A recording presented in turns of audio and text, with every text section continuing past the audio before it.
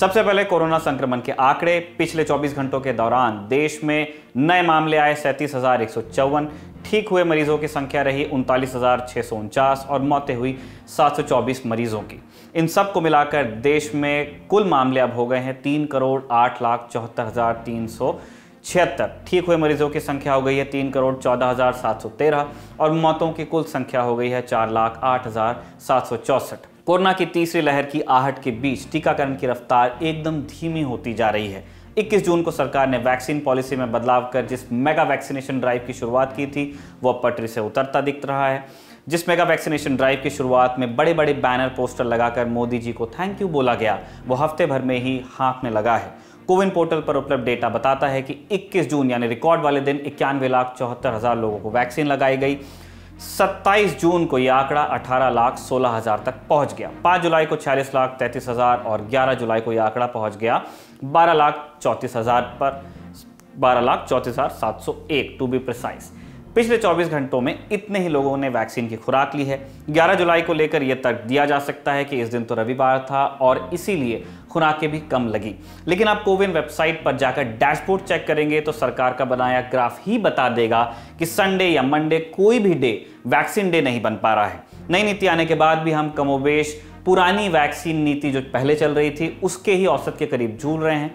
ऐसे में अगर वाकई तीसरी लहर का हमला होता है तो हम कितने तैयार होंगे बताना मुश्किल है। कुल आंकड़ों को देखें तो वैक्सीनेशन शुरू होने के बाद से अब तक 37,44,00,000 वैक्सीन की खुराक लग चुकी है और केवल 7,26,00,000 लोग भारत में ऐसे हैं जिन्हें वैक्सीन की दोनों खुराकें मिली हैं।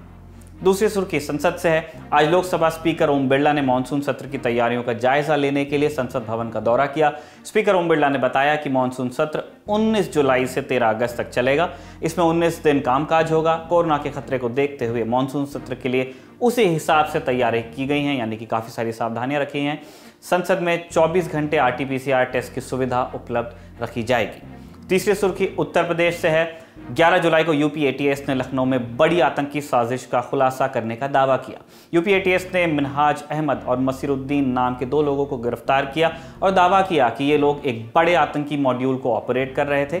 ATS के मुताबिक इनके पास से असलहे और विस्फोटक भी मिले हैं। पुलिस का कहना है कि ये लोग प्रेशर कुकर के जरिए आतंकी हमले को अंजाम देने की तैयारी कर रहे थे। यूपी ATS के IG GK गोस्वामी ने बताया कि दोनों संदिग्ध अलकायदा समर्थित अंसार गजवातुल हिंद इस नाम के संगठन से जुड़े हैं और 15 अगस्त से पहले किसी बड़ी घटना को अंजाम देने की तैयारी में थे। यूपी पुलिस के ADG law and order Prashant Kumar के मुताबिक दोनों संदिग्ध पाकिस्तान के पेशावर में रह रहे किसी शख्स के संपर्क में थे। अब तक की विवेचना से साफ है कि ये लोग प्रेशर कुकर बम बनाने में एक्सपर्ट हैं, ये पुलिस का कहना है। वहीं दूसरी तरफ गिरफ्तार संदिग्ध मसीरुद्दीन के परिवार का कहना है कि उसे फंसाया जा रहा है। मसीरुद्दीन की पत्नी ने कहा कि 11 जुलाई को करीब 11 बजे ATS के लोग उनके घर आए और छानबीन करने लगे। घर में एक प्रेशर कुकर था जिसमें खाना बनता था, पुलिस उसे उठा कर ले गई। उत्तर प्रदेश में अगले साल विधानसभा चुनाव होने वाले हैं और चुनाव से पहले इस तरह के खुलासे पर विपक्षी दल सवाल उठा रहे हैं। बसपा अध्यक्ष मायावती ने ट्वीट कर विधानसभा चुनाव से पहले इस तरह की गिरफ्तारी पर सवाल उठाया। उन्होंने कहा कि अगर पुलिस का दावा सही है तो यह गंभीर मामला है और इस पर राजनीति नहीं होनी चाहिए। लेकिन चुनाव करीब आने पर इस प्रकार की कार्रवाई लोगों के मन में संदेह पैदा करती है। अगर इस कार्रवाई के पीछे सच्चाई है तो पुलिस इतने दिनों से बेखबर क्यों रही? समाजवादी पार्टी के राष्ट्रीय अध्यक्ष अखिलेश यादव ने पुलिस की कार्रवाई पर कहा कि मैं उत्तर प्रदेश पुलिस और BJP सरकार पर भरोसा नहीं कर सकता। सुनिए उनके शब्दों में। मैं उत्तर प्रदेश की पुलिस पर और खासकर BJP की सरकार भरोसा नहीं कर सकता। तो बक्का में ATS का एक ऑपरेशन चल रहा है, उसमें उन्होंने एक घर को घेरा हुआ है। मैं उत्तर प्रदेश की पुलिस पर और खासकर BJP की सरकार भरोसा नहीं कर सकता।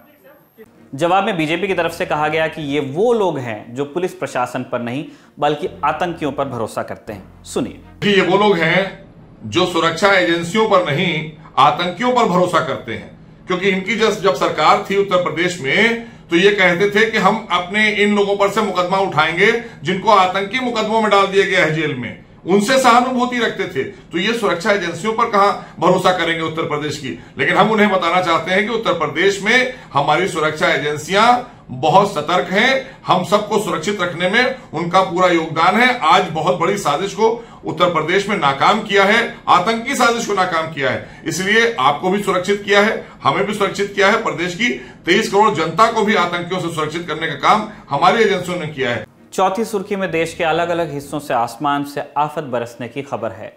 उत्तर प्रदेश में बारिश के दौरान आकाशीय बिजली गिरने से 41 लोगों की मौत हो गई। करीब 22 लोगों के घायल होने की भी खबर है। करीब 200 मवेशियों की भी मौत हुई इन घटनाओं में।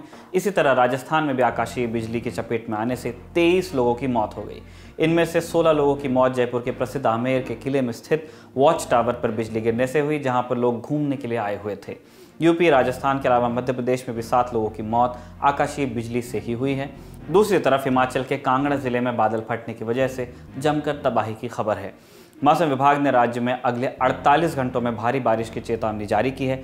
गृह मंत्री अमित शाह ने ट्वीट कर बताया कि उन्होंने मुख्यमंत्री जयराम ठाकुर से बात की है। राहत कार्य के लिए एनडीआरएफ की टीमें पहुंच रही हैं और गृह मंत्रालय स्थिति पर नजर बनाए हुए है।